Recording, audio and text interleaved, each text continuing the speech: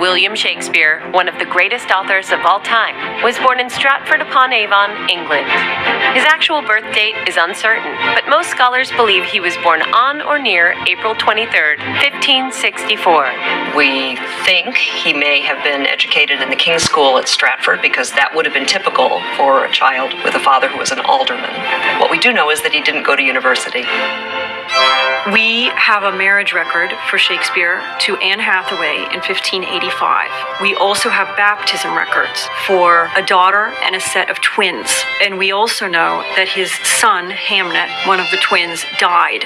Shakespeare moved to London in the late 1580s. By the early 1590s, we know he's writing, and we know that he's acting. By 1597, Shakespeare had authored 15 of the 37 plays attributed to him, including Romeo and Juliet, Comedy of Errors, and The Merry Wives of Windsor. People think of William Shakespeare as an artist, a playwright. He was a pretty good businessman. In 1599, he built the largest open-air amphitheater in London, the Globe Theatre. He was an entrepreneur. He knew his market. He knew how to cater to that market. He made shrewd real estate investments. Shakespeare's company, the Lord Chamberlain's Men, changed its name to the King's Men when King James became its patron in 1603. This was a mark of exceptional prestige. The different types of Shakespeare plays, they're separated into histories, comedies, tragedies, and then later on tragicomedies. Shakespeare's phrases, the ways he used words, are so common that people often get mixed up and can't remember if they came from the Bible or from Shakespeare. My grandmother used to say, when something bad happened, that these were the slings and arrows of everyday life. She was not an educated woman, and she didn't go to Shakespeare plays. She didn't get that one from the Bible.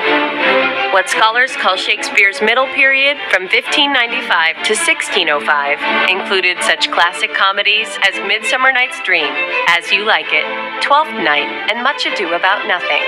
He also produced Hamlet, Othello, and Macbeth during this period. Right at the cusp where Shakespeare begins to write Lear, it tips into what we could call the later Shakespeare. And this period produces Lear, Antony and Cleopatra, Tempest, Winter's Tale, Pericles, Cymbeline. Shakespeare wrote great stories. For example, one of the stories starts with a king who is tired. He doesn't want to govern anymore. So he says to his three daughters, I'm going to separate the kingdom between the three of you, but it's going to be based on who tells me how much they love me.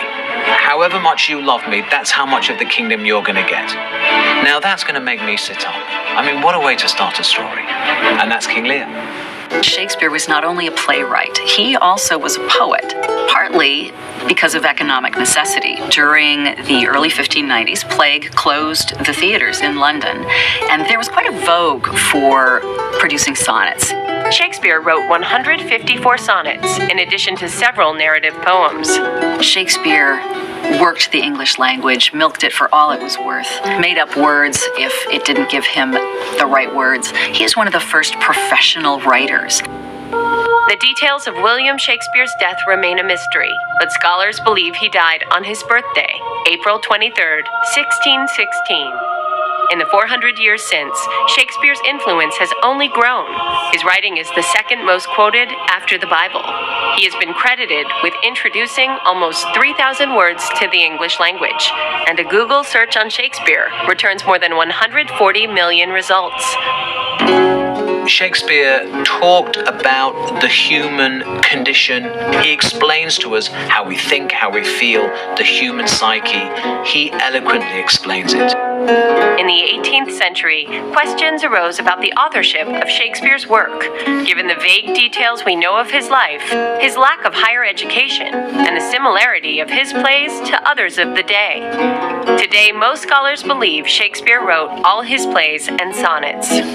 I would argue that Shakespeare's legacy is the most influential figure in human civilization.